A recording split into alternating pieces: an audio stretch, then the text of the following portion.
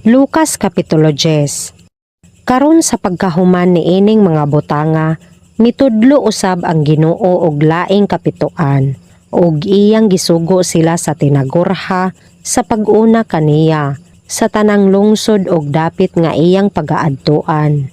Ug siya miingon kanila, sa pagkamatuod ang anihon daghan, apan ang mamumuo direyotda, busa magpakiluoy kamo sa Ginoo sa anihon, aron magsugo siya og mga mamumuo sa iyang anihon.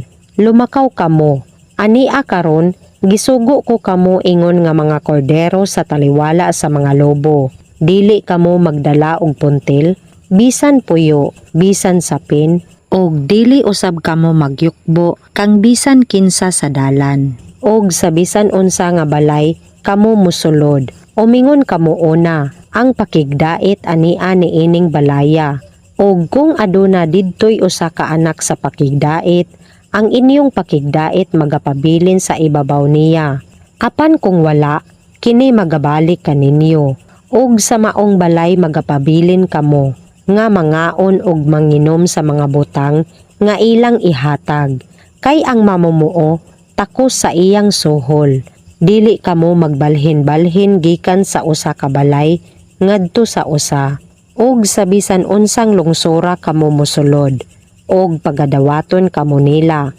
Kumaon kamo sa mga butang nga igadulot sa inyong atubangan, og ayohon ninyo ang mga masakiton nga atua didto, og magingon kamo kanila.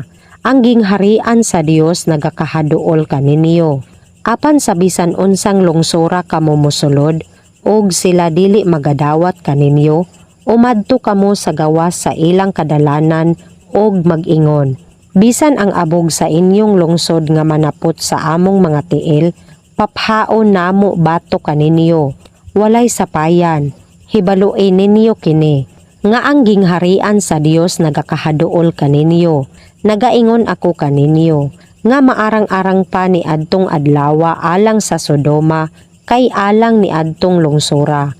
Alaot ka Corazin, alaot ka Betsaida, kay kung sa Tero ug sa Sidon gibuhat pa ang katingalahan nga gibuhat kaninyo, dugay na unta nga nanaghinulsol sila, nga naglingkod sinuloban sa sapot nga sako ug sa abo.